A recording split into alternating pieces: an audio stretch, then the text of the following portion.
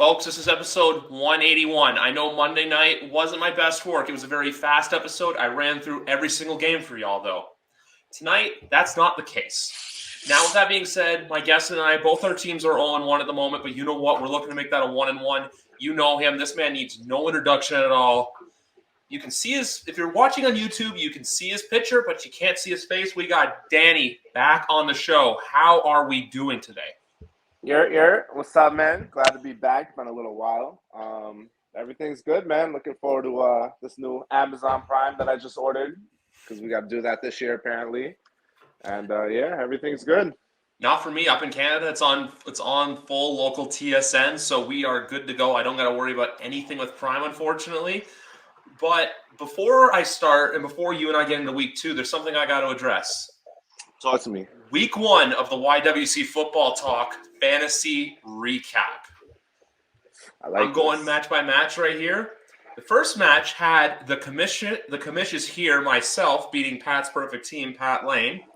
Second of all, my name is Jefferson, defeated the acclaimed. That would be Danny beating Bobby by a score of 166 to 126. So Danny and I both started off 1-0 in fantasy. You know what it is. Dog Pound North taking care of Matt Datsu. Orthodox Judy, Matt Lorenzo taking care of Joe Miller III, Joe's Genius Team. And last but not least, Jonathan Taylor Thomas Fangirl taking care of Alex Lorenzo and team Hunter Hurst Henry. Now we move on to week 2. Week 2 starts in about an hour, folks. By the time this is out, Kansas City and LA will already be kicking off. But we have Dog Pound North taking on yours truly, the commissions here. Jonathan Taylor Thomas Fangirl taking on Pat's perfect team. Matt Datsu taking on My Name is Jefferson. The Acclaim taking on Orthodox Judy. And Joe's Genius Team taking on Hunter Hurst Henry. Matchup to look for there is Bobby going up against Matt Lorenzo. So, Danny, we're looking to make 1-0, 2-0. Yeah, man. I'm surprised my team really performed super well. You know, we led the league in points. So, you know, we're rolling. I didn't really like my draft too much, but I'm starting to like it now. You know what? It's not always after your draft. It's always those years where you're like, I hate my team, is when you do good. It's those years when you're like, you know what? Yeah, I got the best team. That A-grade Yahoo gives you means fuck all. It's all about what your team does and how you do on the waiver wire personally. Yeah, and how you manage it. Usually every single year I go running back first round, but I switched up the vibes this year in your league since we did the 10-man.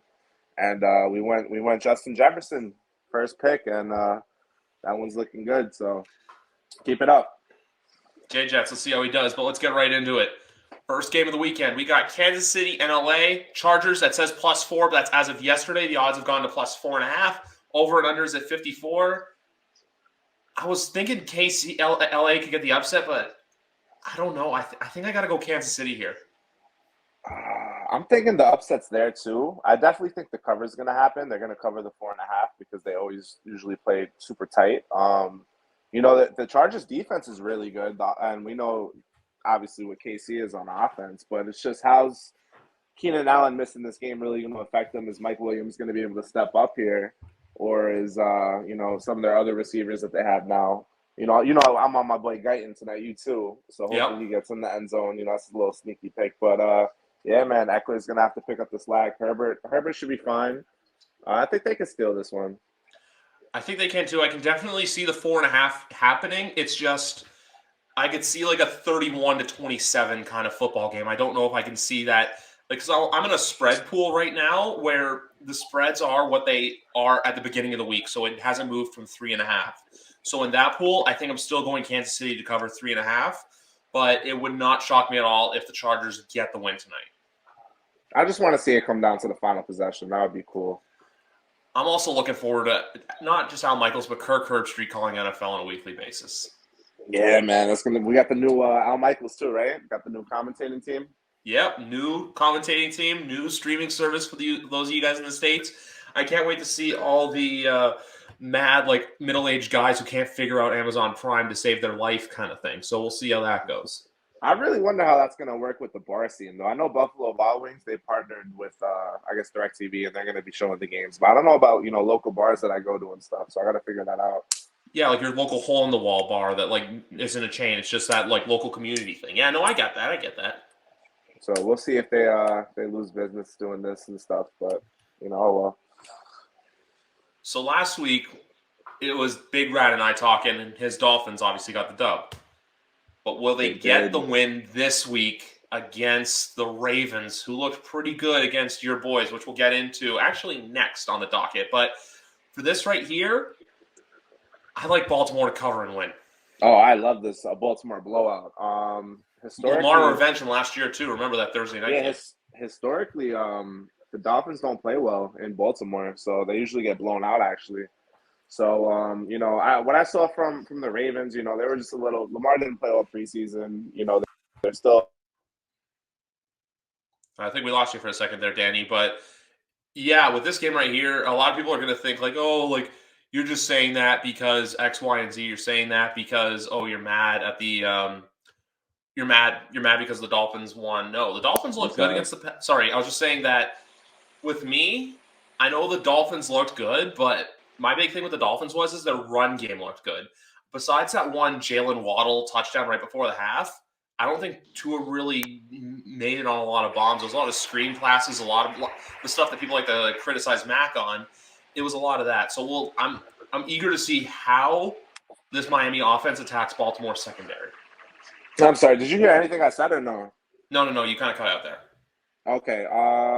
But yeah, no. Like I'm saying, Lamar is still building chemistry. With these receivers, everyone's new for them. He didn't really do anything with Mark Andrews. J.K. Dobbins should be back. So I mean, I don't really see him. I see the way I see this Tua is going to struggle in this game. It might be a low scoring game, but if they don't stop that rush, it's going to be a long day for the Dolphins. There's a bunch of games I see this week that I look at and I'm like, these are either going to go way over or way under. I don't think there's going to be a lot of pushes this week when it comes to the gambling lines for over under. Yeah, like I'm saying, I think it's a Ravens cover. It could be an over, but I don't see it coming from the Dolphins side. It's either going to be an over because it's a Ravens blowout. Yeah, I just see that. I think Lamar kind of finds his groove. The Miami defense. Look, if you can avoid the blitz, you can beat them. So it's all about that. Lamar being quick in the pocket and stuff like that. Basically avoid all the mistakes New England made against Miami, and you'll probably be able to beat them. Absolutely. Yes. But you're here. Your team's playing. But they're +6 favorites on the road, and there's that over-under of 39.5. You told me on Monday, the DMs, go under. I look at this game, and it screams fucking 17 to 13, yeah. 17 to 14, 17 to 13. It screams that defensive kind of and I felt so good about this bet, which was the San Francisco Chicago under from last week, 40. Something like that where it's just defensive football. I feel like the Jets defense can keep them in the game, but when it comes down to offenses, I think I have to side with Cleveland. But if you're asking me for spreads, I think I got to take Jets just because – man, the way Cleveland held in close with Carolina there, I don't know if I trust them to cover the full 6. If this was 4, I'd trust it, but I don't know if I trust 6.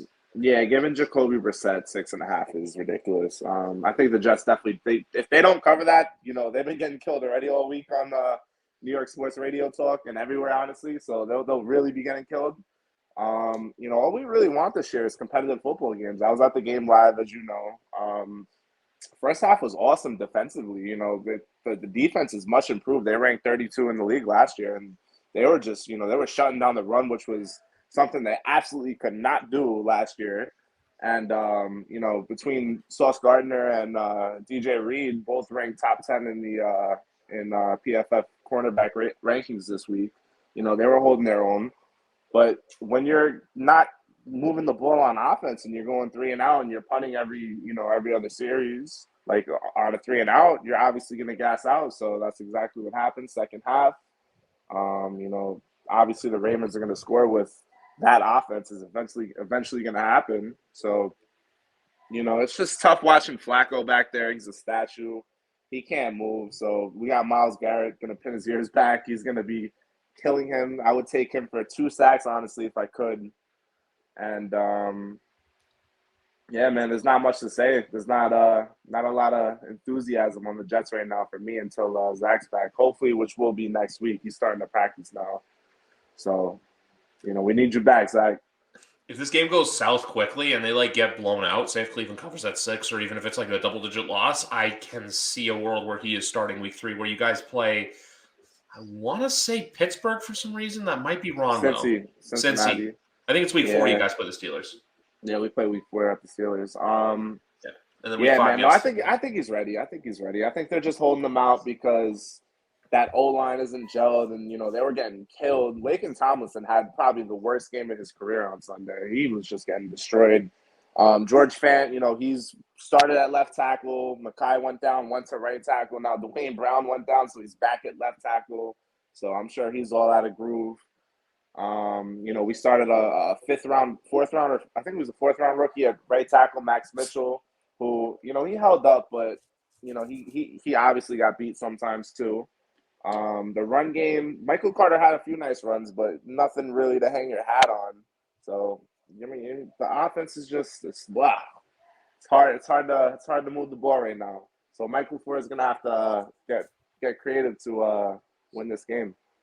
Yeah, and also I think you guys are going to win those games where it's like no one sees you winning it. Like look at last year against Cincinnati, for example. You guys had that shootout against them. So I feel like the Jets this year, it's just all about, just play close competitive football and just have it be something to where you can look at it, take from this year and go, next year's the year where you guys truly make that leap and ascend yourselves as a team to watch for in the AFC.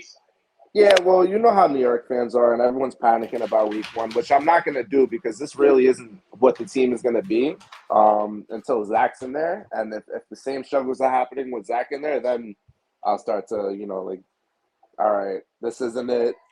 Whatever, next year, start over with a quarterback because, I'm not – Zach Wilson's going to have a short leash with me this year. I still believe in him 100%, but, I'm not the type of guy to – give a guy 4 years like Daniel Jones to find out if he's the guy or not. I feel like you're gonna know sooner rather than later in this year's or in this day and age of NFL. Yeah, I feel like if Zach next year could potentially be under that Tua microscope that Tua's under currently, where it's you got to do it now. It's not going to be that whole hey, and then we don't pick up your 5th year, and then you just play your 4th year out, and then you get franchise tag. No, I think it's this. By next year, you're going to know whether he is the guy or he's not the guy. Absolutely. Yeah. One quick note before we talk about this game. Brian Robinson actually returned to practice today, only 3 weeks after getting shot in an attempted carjacking, I believe it was. So it's just good to see for him that he's back at practice and everything like that. That's courtesy of Keegan Stiefel of Nesson, recurring guest of this podcast. But anyway, moving on to this game where Detroit's the favorite, over-unders 48.5.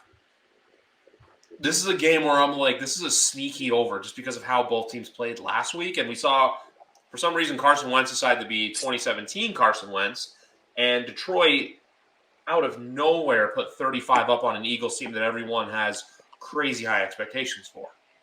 Yeah, I was shocked seeing that at MetLife, seeing them win for the majority of the game. But I went back, I watched both highlights of both games. Washington looked impressive, man. I mean, Wentz threw 2 really bad picks, I think, in the 4th quarter. Yep. But if he cleans that shit up, man, what they're doing with Curtis Samuel, he looks just like the way San Francisco uses Deebo Samuel. So if that's a whole nother aspect to their offense of moving the ball.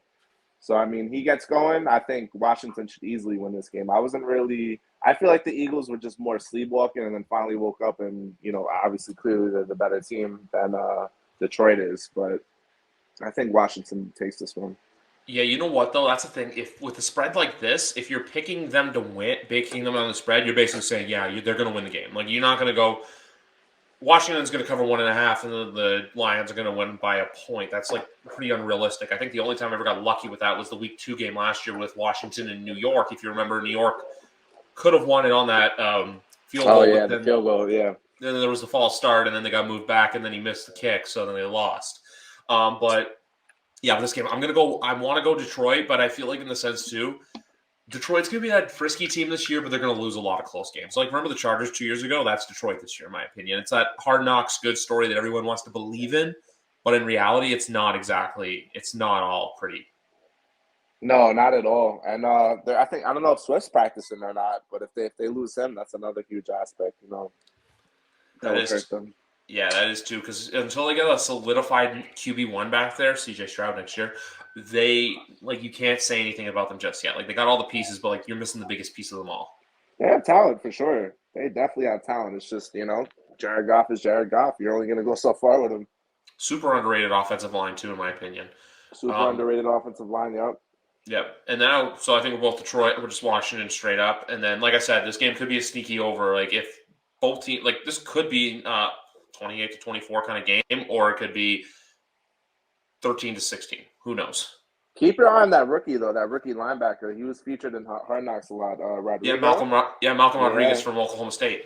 Yep. He looked like he had a couple highlights last week as well. So I'm really trying to pay close attention to how his career goes or how his year goes. And he was like a fifth round. I think he was like a fifth or sixth round pick. So it's Yeah, always those guys that steal. Yep. they got something to prove. That always got something to prove. That's why, like those, like like when people have all the bitch fest about like, oh, why didn't you take this guy here or this guy here, but this guy was taken later on. You can look at it from that angle, but you can also look at it from the angle of this guy was picked late, went to work, and now his hard work paid off. It's the definition of a lottery ticket, man. You know, you win, you lose most, and you win some, and that's it. You can't really be a fortune teller with that kind of stuff. Yeah. I'm just going to say this next thing. I know last week I was on Jacksonville.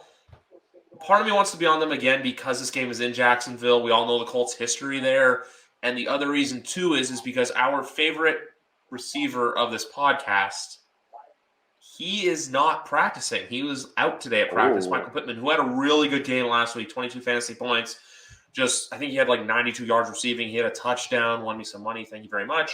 But, man, I don't know what – Indy's just that team. They're that weird team. Now you got Matt Ryan's 200 ball number 283, which I couldn't fucking believe is now in Canton because he's over 60K yards. Yeah. But with this game right here, I want to take Jacksonville. I'm going to do this. I'm going to take Jacksonville to cover, but I'm going to take the Colts to win. I think this is a field goal game. Yeah, this is a game where Jonathan Taylor is going to have one of those monster efforts, you know, if Pittman doesn't go. Honestly, what other receivers do the Colts really have that you can name? You got Mo Cox, but he's a tight end. You've got Alec Pierce, but he didn't show much. You have Paris Campbell, but wait, is Paris Campbell still there? Yeah, no, like, a lot of the receivers outside of Pittman last week were just struggling to name them. Yeah, it's kind of like how all those years of like Green Bay where it's like Devontae Adams and then the rest of the guys are all like middle of the pack or lower middle of the pack guys. Indy, it's the same thing. I'm not saying Michael Pittman's a top 5 receiver, but it's a similar kind of logic where Michael Pittman's established himself as an upper echelon receiver. Meanwhile, the rest of the guys on the team, we don't know what we're getting out of them. Exactly. So, I mean, JT's really got to step up here. Yeah, I was watching Jacksonville, man. Really impressed with James Robinson coming back so soon off that Achilles and looking so good. And ETN also looked really good as well. He should honestly had 2 touchdowns that Trevor Lawrence just flat out missed him on. So, I mean, if they lean on the run game and they get their run game going, I think they could steal this one potentially. But I just can't go there. So I'm saying the Colts find a way. But I would not be shocked, like you said, if Jacksonville pulls it off. This is all the recipes for another ugly game. This literally screams like 20-17 kind of game. For sure. But what about this game coming up? Does Brady finally get it done? He is 25-5 against the rest every other team he's played since he's gone to Tampa. He is 0-4 against the Saints. Is this and that's game? What Taysom Hill last year beat him twice, right? Or did Jameis beat him once last year? Jameis beat him once, but that was the game Jameis got hurt. But the Bucs lost because Brady threw a pick 6 late, and then there was the Sunday night game where it was like destroyed. No, but it was like 9-0 or like 12-0. Remember, it was like basically New Orleans dominated, but they just couldn't get in the end zone, so it was just pure field goals. Oh, I'm thinking of the other one with Breeze. Oh, you're thinking of the 38-3 game. Yeah, I was thinking of that one. They went into Tampa and just laid the shit on them. Honestly, man, I'm gonna take the Saints here. I just feel like they have Brady's number. They're their kryptonite. Michael Thomas came back. He didn't really do nothing in the first half, literally nothing, and then just the second half, he just found his way with Jameis. You know, Jarvis Landry had a clutch catch. Olave had that 2-point conversion. So Kamara, is he playing? I think he wasn't practicing. He hasn't been practicing. He's actually been the talk of fantasy Twitter because I think anyone who has him on in their fantasy team is trying to figure out right now, is he playing or not? Yeah. They did sign Latavius Murray, though. You have the Bucs injury report, and like I'm pretty sure all their receivers have something going on with them. Godwin's out. I know that. And then Brady, like, he didn't even have let alone not having a preseason. He didn't have a training camp, and he didn't really do much against Dallas at all. He didn't have the greatest game. So I think the Saints can steal this one 100%. I'm taking the Saints. This is another game that just has recipe for an ugly game where it's like this could. I think this is either going to be a close, ugly game or this gets out of hand quickly. The Saints just run away with it. I think Jameis last week, like we said, it took him a while to get going, but I feel like that's why I've always been on New Orleans. Some people have been writing them off, but I'm like, they've been sneaky Oh, good absolutely. to where they can like make some noise. I still don't want to go division with them just yet because obviously TB12, but the more like, and also too, if we see the Saints team that played in the second half or even the last 10 minutes of the fourth quarter for 4 full quarters, that's a very scary team to watch for in the NFC. Yeah, man, absolutely. They have just as much as offensive talent as anyone in the league, I believe. And their defense is very underrated. And their defense isn't bad either. Picked up the piece of shit Marcus May. I don't know how he's playing right now. Yeah. But the Saints are going to be in the mix 100%, bro. There's like when you look at the teams in the NFC, you look at them and you're like, it's one of those things where it's like, why aren't they in the conversation? It's not like they're a Detroit or Atlanta. No, they're a team that we're not saying Super Bowl, but we're saying they'll be in the playoff hunt definitely. And Taysom Hill's still a factor there, just as much as probably even better than before, because you really don't know he can still throw the ball too. He had a huge run. Yeah, let alone the running, but two other factors going into this game as well is that one game last year, Sunday Night Football, Dennis Allen was actually the de facto head coach because Peyton had COVID. And as well, this Saints team, they still have the same continuity, so they know how to get to Tom Brady. They're gonna make his day a little frustrating, I feel. So yeah, you know what? Give me who dat. Give me Saints 2-0. I think this is a game where everyone kind of looks at the Saints and goes, are the Saints legit? And then they're going to look at Tampa and go, what's going on with Tampa? What's this happening with Tampa? Because Tampa next week plays Green Bay, and that's going to be a test for them right there. That's going to be a test for both those teams. Yep. Yeah. But I know all offseason we've been on both of these teams for very bad reasons. But I'm here to admit that Daniel Jones did not look that bad last week against Tennessee, and the team won the game. Big Rat and I were on that pick all week. I was even squeamish, and I pulled out. I ended up taking Baltimore in survival. I almost took the Giants. It's a lot of people on their strikes. I almost did it, but I bitched out of the last second. I took them plus 5.5. I'm like, Tennessee didn't do anything to impress me this offseason. But with this game right here, I don't want to do it because if they go 2-0, we know their fan base is going to get annoying, especially considering that they get Dallas in a Monday night spot next week with the maybe final Danny Dimes primetime game, September 24th, September 26th, excuse me, Big Rat and I. Yeah, man. Give me the G-Men. Jared actually just texted me earlier. He was like, yo, bro, you should take a Giants future Super Bowl ticket and see if you can get a good cash out. I'm like, shut up, bro. You won one game, and you're really trying to tell me this right now. I mean, their schedule does look light going like for their next 6 games or so. But at the same time, Saquon Barkley had a career day. Dable had balls to go for 2. It worked out. And Tennessee missed the kick. I think it was more so of Tennessee being out of sync than it was the Giants being good. Mm-hmm. I mean, I could be wrong, but just the way I saw it from the highlights, I didn't watch the full game. That Daniel Jones interception where he almost threw the game away looked really bad at the end of the game, and they were able to recover from that. So, I mean, it's going to really have to rely on how Saquon Barkley does, who I'm rooting for. Saquon has so much talent, and, the injuries have cost him. And especially in the contract, I would love to see somebody pay him because that guy was supposed to be really good. It was good to see what he did. Yeah, it was good to see what he did.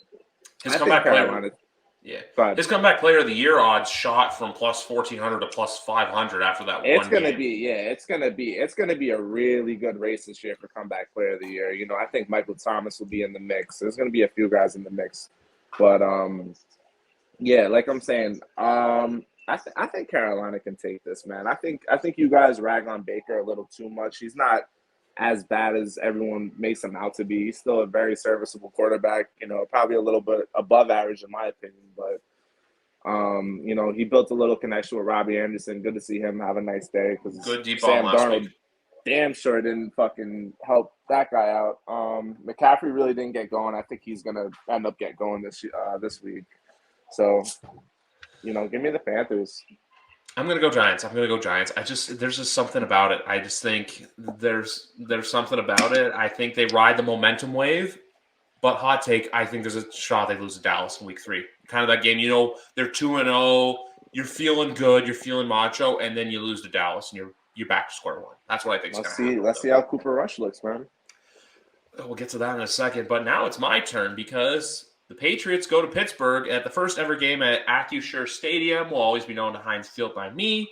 Patriots are a -2 favorite, but I'll tell you this right now. I like the under. This is gonna. If you like defensive football, this is the game for you. Yeah, I love the under too. This is gonna be this is just gonna be ground and pound, hard nosed football. That's this game's gonna be because. And also too, do you want to know a fun fact about this game? What's up? First time since 1998 that neither Tom Brady or Ben Roethlisberger are the quarterback for either side. And this is the first time that they play in 3 years, which is very rare because it feels like every year the Patriots and the Steelers play. Yeah, right? Wow, that is shocking. Yeah. That's pretty shocking. Wow. Yeah. I know it might not be the favorable pick, and I know this is a team everyone's been not overreacting to, but been in the spotlight for how they played in Miami, which, like I said, yeah, there was a lot of miscues. There was a lot of just bad moments. They got caught by the blitz a lot. The offensive line didn't play well. Trent Brown had a bad game. Cole Strange actually had a pretty good game. He was one of the higher ranked rookies on PFF's board. I think he got a 90s. But I like a Patriots team to bounce back because I feel like but then it's also a two-headed monster because there's a part of me that's like Pittsburgh can ride their momentum wave from last week into this week. But I think the huge factor in this game is going to be TJ Watt's presence and being missed by Pittsburgh. Yeah, like you said, the under, this game should be really, really low scoring. I feel like it could literally be like 13-10, as low scoring as that. Straight field goal game. But, yeah. I'm going Pittsburgh. I really just wasn't impressed by what New England did last week. I knew they almost tried to have that little comeback at the end, but Tua was pretty bad as well. I think Pittsburgh has a run game, so you guys are going to have to worry about Najee more than you're going to have to worry about Chase Edmonds. I think they have the defensive advantage over you guys, so I think they have you obviously on receivers. But Belichick needs this game, man. He's going to have to come up with a great defensive game plan to get a couple picks off Trubisky, which should be there, honestly. I could see you guys winning it, but I'm gonna ride Pittsburgh's momentum here. Yeah, no, it's all good. Like, this is a game that it wouldn't shock me that if Pittsburgh, but here's the thing though. Say if this is like a 13-10 football game and like Pittsburgh were to win and the Pats go to 0-2, I don't think it's one of those things to like freak out and panic. I think it's one of those things where people can overreact to it if Mac throws a stupid interception that leads to like costing them the game, or there's just bad coaching decisions throughout, or the Pittsburgh defensive line like Cam Hayward and them guys, even though, like I said, TJ Watt's going to be missed, if those guys can get to him and make his day disruptive, then we're going to have a problem. It very may well come down to which quarterback makes that mistake and cost the team his team the game. So, but you know how blessed the media is. The same way as New York, on the morning radio call shows, how everyone freaks out. So they lose this game, fans aren't going to be happy, even though you guys have fucking 6 Super Bowl rings. But yeah, and the thing too is with a lot of Patriots fans, none of us are expecting we're not hey, we're going to get the Super Bowl. Our thing is just, hey, you know what? I'd hope be in the hunt. No, God no. Next year we'll talk because they actually have a lot of money to spend once again next year with their cap. But with this year, it's just, you know what? Be competitive, be in football games, maybe sneak in the playoffs, and I think their best case scenario would be like getting to the divisional round, for example. Stealing a playoff game, Cleveland did 2 years ago. Your guys' season should ride on, is Mac the guy for us or not? And if he is, to what extent? Is he going to be, a top 10 quarterback, or is he going to be an Alex Smith? So I feel like it's an evaluation year. Maybe. I doubt it. You guys think in the playoffs? I don't think so. I'm a New York fan talking, so obviously my opinion is not going to be held, at a high standard here. But yeah, man, you guys just got to find out if Mac is the guy. Just like we got to find out if Zach's the guy. The Bears have to find out if Justin Fields is the guy. You guys, you can't hang on to these guys for too long anymore in today's day and age. Like I said, don't waste years, trying to figure out when everyone clearly knows he's probably not the guy. Obviously, we're not moving on year 3, but that year 4, I feel like teams are going to start to move on. Exactly. You don't want to be in that Daniel Jones cycle where it's like this whole you have to go out and play to earn your contract. No, I do agree with you with that. Mac, we're still trying to figure out if Mac is the guy. He's beloved by the fans here. He didn't practice today. Some people are trying to say, oh, he's got an upset tummy. I think probably just had like food poisoning or some shit like that because they basically just said it was an upset stomach or, yeah, he's got the shits. One of the two. I don't know. But I'm confident in him. I think he's the guy that can get it done. I'm just not here to freak out and panic if they do go 0-2. I'm just here to be like, this team reminds me a bit of like what the Colts were last year with Carson Wentz. Now, I know that's not a high ceiling, but I have them at 9-8 going into the year. That's what my record is for the Patriots. I had flip-flop last year, so I have Dolphins 10-7 and I have Patriots 9-8. Mm-hmm. Yeah. Do you have Mac? Do you agree with that Mac in the top 100 ranking? You know what? The players are the players. I just kind of do you though? You know what? I think he earned it by the way he played last year, but I don't. But here's the thing: I don't take any of those things, and I'm not going to get hot over it. I'm going to be like, "Oh my god, they picked it." It's the players picking, and then those reports come out about, "Oh, they may not care about it." The one that I was more disagreement with, to be honest with you, was Josh Allen at 13. I believe Josh Allen belongs in the top 10 of NFL players, and that's coming from a Patriots fan. That is the one I have more of a problem with. But I'm saying you're going to be hearing that all year if Max struggles that he was a top 100 player. I'm telling you, people are going to come for that. Believe me, I know. But at the end, it's like how, I don't know if you saw this yesterday, but a newspaper in Buffalo, news station in Buffalo decided to post about the whole Tom and Giselle stuff. And then they didn't even put, the headline they used was like, quarterback that lost to the Giants twice in the Super Bowl. They didn't even reference the championship. So it's like, they they'll find, like, everyone will find little things about the Patriots and like use it against the fan base. But then at the end of the day, we're not playing with house money, but in the sense of the day too, nothing that we can do this year can truly hurt me because I'll say this on record, this team could go 0-17. I'm still going to be a fan of them. Oh, for sure. No one's questioning your fanhood, but no. When people can finally take shots at the Patriots, I'm just dying for that moment. You guys put me through so much misery in my fucking life that I'm rooting for that downfall for sure, self-admittedly. But that's how sports are, right? That literally is sports. That's literally what we're here for. It's like I said, it's sports. It's sports. You have basically the sports. The highs are highs, the lows are lows, and you know what? When it's time to eat shit, you grab a fucking fork. Okay, I'm actually calling this episode that. I'm calling it "Grab a Fork." For those of you wondering. There we go. Why? So here's the thing with this game. There's a chance the Rams kick their ass. There's a chance the Falcons backdoor cover this game. I don't know which one to do. I think Stafford's elbow is shot, and I told you that right after that Thursday night game. I just wasn't impressed. Like, the guy just can't throw the ball down the field right now, and I think it was very underplayed. I think they're trying to hide that injury and try to downplay it, but you're going to hear about it later in the season, like, oh, his elbow really was messed up and he fought through it, because Stafford always does, man. Stafford's a tough guy, but it's really affecting his play. So, I mean, they should be able to beat the Falcons regardless of that. The Falcons look good until they do what they always do. They choke against the Saints, but they did look good at first. But Rams cannot lose this game. They absolutely can't. But they're gonna lose. They're gonna lose more games than you think this year.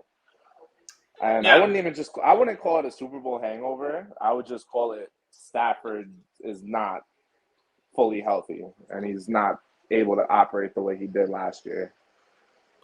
I think that with them, it's one of those teams, like they get their one win and then they're like, hey, we're going to go for more, but then you never get that more. Like, remember the 2016 Cleveland Cavaliers. It's just like everything added up. Everything went their way.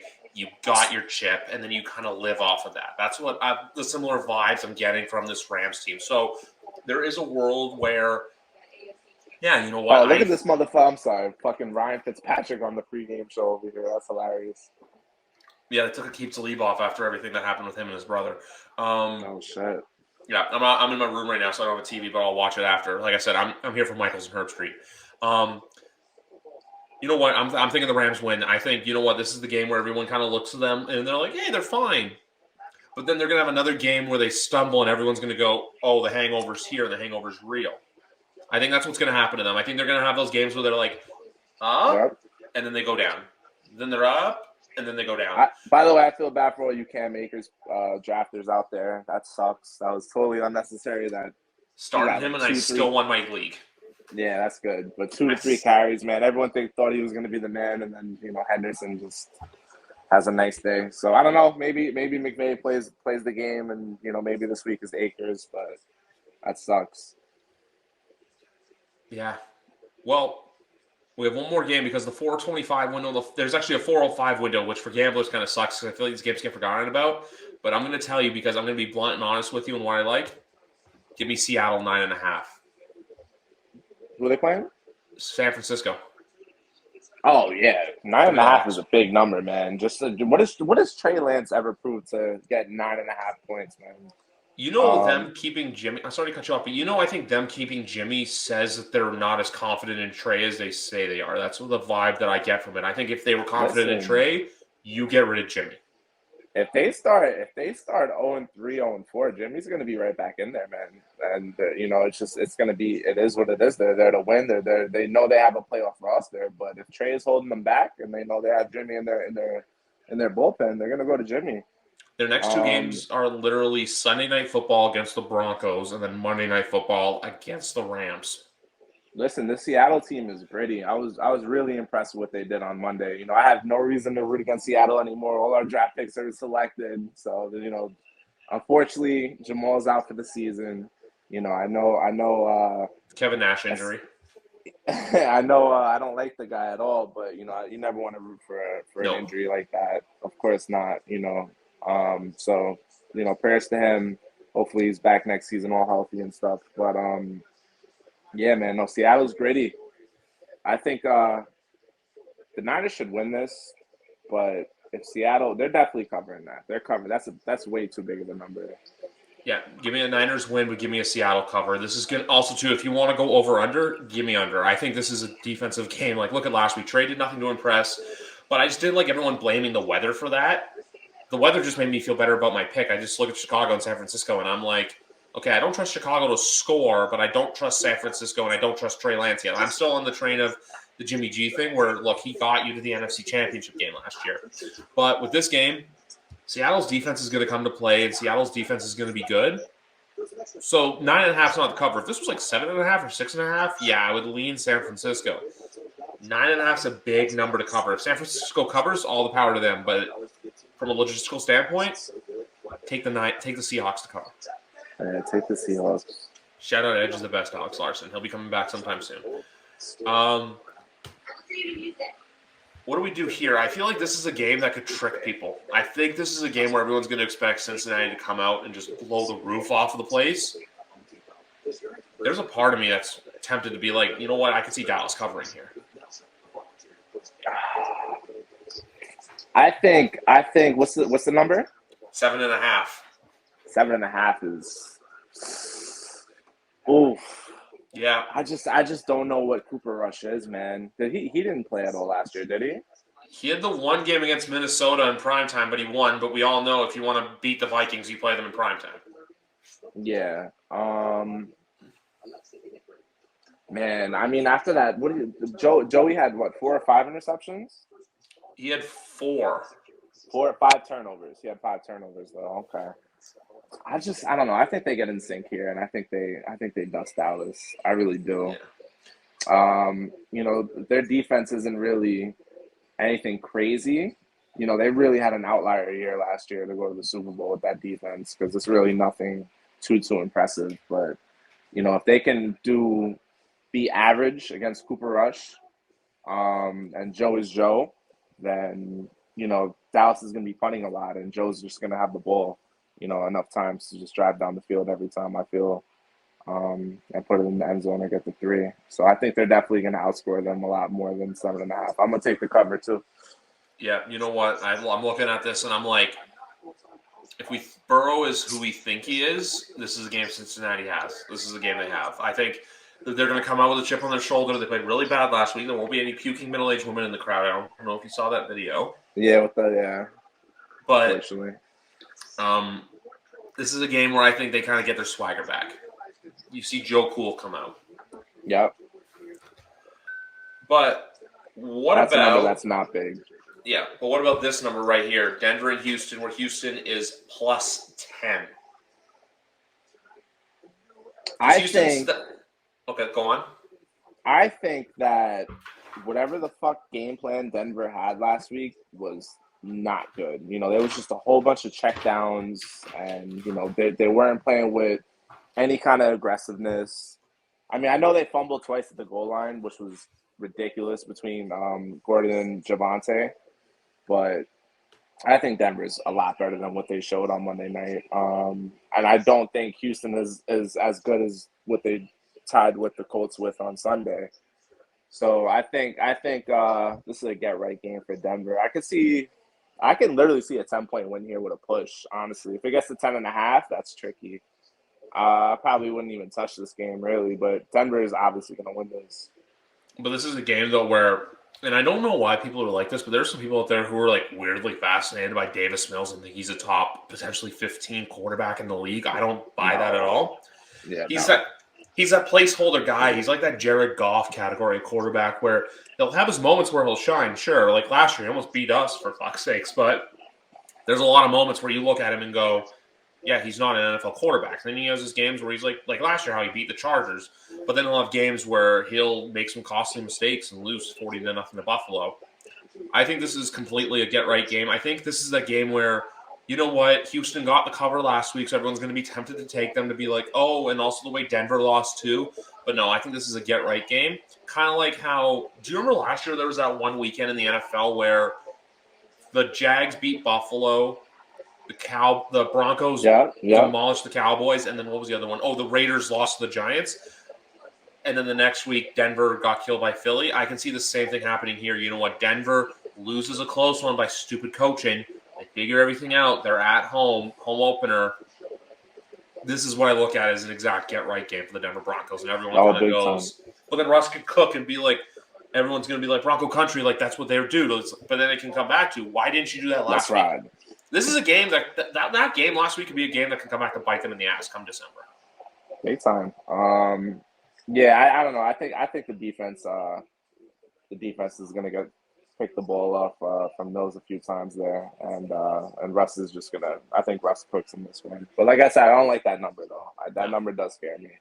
I have to make a pick for the spread pool, but I'll still go Denver. But yeah, like if I have to pick anything for this game, I'm taking.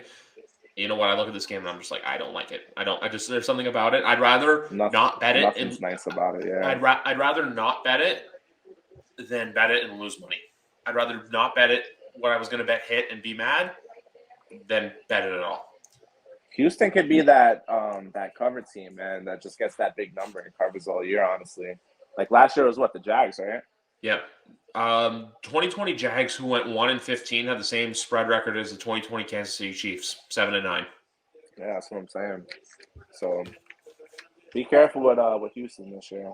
And honestly, get fucking Damian Pierce involved as a featured back, man. What the hell are you doing with Rex Burkhead getting majority of the carries, man? Come on. I have no idea. But we got Vegas, we got Arizona, we got the Cardinals at plus 5.5.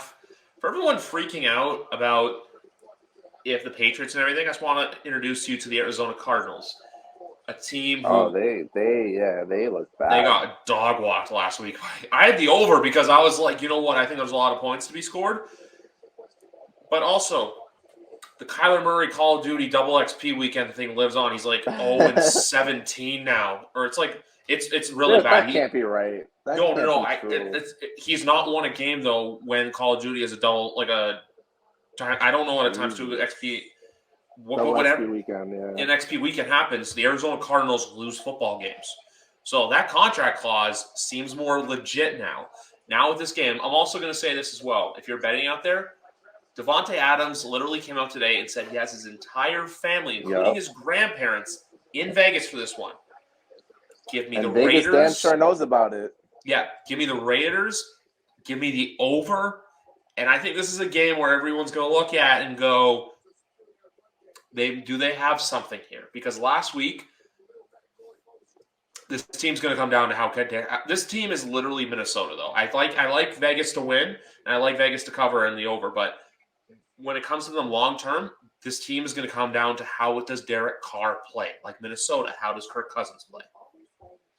Yeah, man. As soon as I saw that tweet with Devontae's grandparents being in attendance for the first time ever, which shocked me, is what Miguel told me. But I was waiting for the lines to drop on his touchdowns. They got him at -200 for one and +300 for two, which is awful odds, terrible odds. But Vegas knows this guy's going off. Absolutely gonna go off. So Devontae Adams is the guy to take this week on props for sure. I'm sure he destroys everything. You parlay his yards and a touchdown at least. But I just don't see how the Cardinals are going to move the ball here. Rondell is not going to be back. Adrian Green is washed. They don't have Kirk anymore. We know about Nuke. Hopkins is suspended. So I mean, if Connor doesn't have a great game, where's Kyler really going to go with the football? And the Raiders, they have multiple weapons. So definitely give me the Raiders on a cover here on the over, like you said. The Cardinals, too, everyone is saying, Cliff Kingsbury is on the hot seat. I'm here to tell you right now, he's not going anywhere. He literally signed an extension this offseason. Him and Steve Kine both did. So Arizona could struggle this year, and they could call for their heads. They're not going anywhere. Michael Bidwell's not doing it. So Arizona's that team where you look at and you go, okay, but what now? You have your quarterback who makes more money than Josh Allen. You have your quarterback who has a Call of Duty problem, and the rest of your football team is just – he does, and then the rest of your football team is kind of average. I'm going to have – Alex Clancy will be back on here because the Patriots and the Cardinals have a Monday Night Football game in December, which for both sides it could very well be a playoff eliminator game. Yeah, if the Cardinals get that far, man, I think this is just going to be a down year for them. But we'll see. They could be that frisky team once Nuke comes back, but that's still in 3 weeks from now. They're going to flirt with 8 and 9, I believe. 9 and 8 and 9. I think that's where they end up finishing. They'll be that team that gets frisky towards the end, but because of their mistakes at the beginning of the season, they miss the playoffs ultimately. Yep. I'm going to say this right now, and I'm going to be quick with it. We got another get-right game on our hands for the Green Bay Packers. They looked bad against Minnesota. We know what Aaron Rodgers does against Chicago. And I think Chicago last week is like Houston. Everyone picked Chicago, and they're like, hey, they beat San Francisco. They looked pretty good. Maybe we'll give them a shot. And then Aaron Rodgers just comes out and just dominates. I know Green Bay's got a lot of questions at receiver, and rightfully so. But when you get a game like this, you got Sunday Night Football, you got Lambeau Field, and you have Aaron Rodgers against the Bears. Oh, yeah. Aaron's getting right here. This is a get-right game. This is the game where Aaron Rodgers kind of says, I don't need ayahuasca to play. I'm going to take the spread, and I'm going to take the over too. I think this is a game where Green Bay could cover on their own. I don't like the over, but I do like the spread. I wouldn't touch the total, honestly. It could happen. They could go off, but I don't see the Bears scoring much here, honestly. Even for their defense got to get right. The Packers defense. So there they are, Curb Street and Michaels. Mm-hmm. I gotta go. I gotta watch that soon, so we're gonna wrap it up. Call me salty, but why do I think the Titans are gonna cover this? Against the Eagle, against the Bills. The Bills. Yeah. The Vikings. Yeah. Oh, bro, they're gonna cover 10.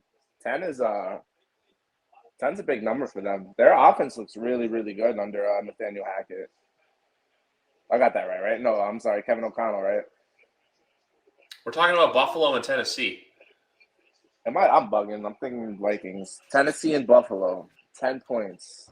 I know Buffalo was dominant against the Rams, but I just think for as good as the Bills are, all teams who don't just snap their fingers and get to a championship. If you look at the last 5 years, every team that's won has faced some sort of adversity throughout the years. Let's do it. You had the It Brady seems deflate. like to me. Go ahead, I'm sorry. Oh, so you had the Brady Deflategate stuff. You had the Eagles underdog story. You had the Patriots losing that fucking game in Miami and starting off 1-2. You had Kansas City who struggled even though they did get a bye in 2020. You had the Bucks who were 7-5 at one point.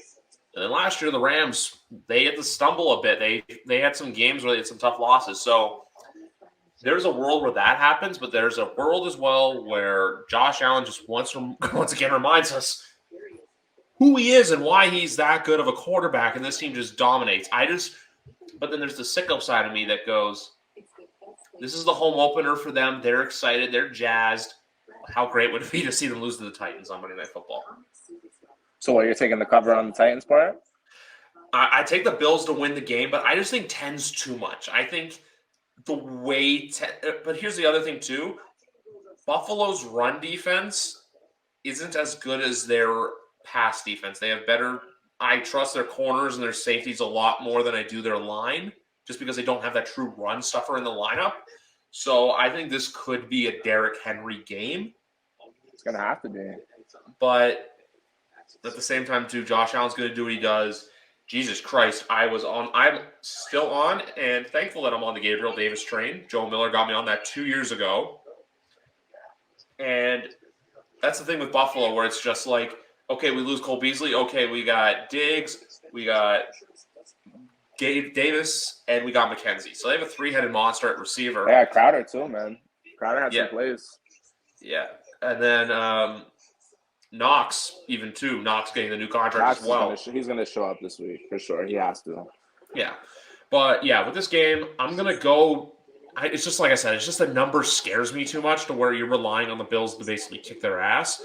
And Mike Vrabel teams are tough football teams. They don't go down easily. The only time I think I've ever seen them get dominated was the game last year against the Patriots, but that was because they were without no Henry, no Brown, no Julio, and they fumbled a couple of times and stuff like that, and they had a couple picks. So besides that, Vrabel teams always play tough. I just think the Bills are going to just stack the box all day here and dare Ryan Tannehill to throw the ball because, honestly, he didn't look good without A.J. Brown. So that's all I would do. You know, if you beat press coverage, you beat press coverage. You know, I'm trusting my secondary over Ryan Tannehill with pedestrian receivers as of now. You know, Woods didn't look good, and you know, Traylon Burks had some plays, but you know, I'm going to take the cover here. I think the wheels are falling off of Tennessee here. They're going to probably be looking for a quarterback next year, I believe. Oh, I have them missing the playoffs. Yeah, for sure. They're definitely missing the playoffs. So, I mean, it's going to be – has to be a big Henry game. And, you know, if he can't do it, if he can't carry the load like he used to and just, like, put the team on his back, it's going to get ugly for them. It's going to get really ugly. So, it might be another blowout here. But I like the over in this one, though. I like the 47-point over, though. I like any Bills over right now, honestly. Give me any Bills over. Give me 31-21. I can Push. see it. Give me a push. I know Kirk Cousins is in prime time. This is the other thing, too, with this primetime thing Monday night. Why is ESPN doing both games? Why not give a game to, like, Fox or something like that, or give a game to, like, another network, you know, or even spread it out to, like, where one game starts at, like, 6:30 and one game starts at 8:30 instead of, like, 7:15 and 8:30, so it's not properly spread out because one game's – unless they're timing it out to, like, where the Bills-Titans game, halftime, like, you can miss the third quarter of Eagles-Vikings, but then the end of the Bills-Titans game is right around that time. It doesn't make sense to me. But Philly-Minnesota – God, Minnesota looked good last week. They looked fantastic. Justin, you know, sometimes people say that's a guy who can be in the Hall of Fame or that's a guy who can be good. Justin, every time I see him play, I look at him and I'm like, this he's going to Canton. Justin Jefferson will be in Canton one day. There's not a cornerback that can cover him, bro. No. This is a game too where, look, I know the Eagles didn't do much last week. The Vikings only let up 7 points last week. Give me a shootout. This is going to be I think this is going to be the game that everyone thinks that's going to happen tonight. I'm going to go Minnesota to win and cover because obviously, like I said, 2-point spread. You're going to pick the team that's going to cover to win. I'm not going to come on here and be like, they're going to win 25-23. No. J.C. Jackson, there he is. Ooh, yeah. Good for him. No, I'm saying look at him in the Chargers uniform. I love to see it. I don't want to. No. Yeah, man, give me the Vikings. I don't think the Eagles were that impressive last week against the Lions. I really believe in the new scheme that they have. Kirk really looked good. No one can cover Jefferson. I think Thielen gets going this week, and Dalvin Cook gets going. So give me the Vikings on a cover. Give me the Vikings to cover. Give me the Vikings to win, and give me that over. Give me that over. I'm going to go on a scoring win here. Let's see, 50.5. Give me 27-24, so it just hits the over. I can see like a 24-24 game. Kirk leaves the drive downfield, and the Vikings kick field goal and win the game. Yes, sir. That's what I see. But anyway, folks, this has been a quick episode, Danny and I. Danny, it's been great to have you back on. Just a reminder, Yes, sir. folks. Let's do it again. This podcast is on the Dean Blundell Network Monday night. This for the first time ever in association with the United. I'm gonna butcher this so badly, so you just gotta give me a second to look this up. But on Monday night, I am here to announce that during the Vikings-Eagles Monday Night Football game, I will be streaming in partnership with UFF Sports on their Twitch channel. So you can catch us on there. The links will be live. I'll be joined by guests who are to be announced. It'll be a thing that'll be happening more regularly now. So just to let you guys know about that and what I got going on. But as well, Danny and I will be back here all season long. We'll get him and Big Rat back on for some more shit talk and fun. But as always, guys, remember, promo code GriffB for BetStamp if you do sign up for the app. And as well, because it is football season, you got to shop for the best odds. And as well, guys, we are now on the Dean Blundell Podcast Family Network, so you can catch us up on there. This has been episode 181. Go grab a fork and enjoy week 2 of the NFL season, guys, and let's go win some money gambling. Guyton touchdown for the win.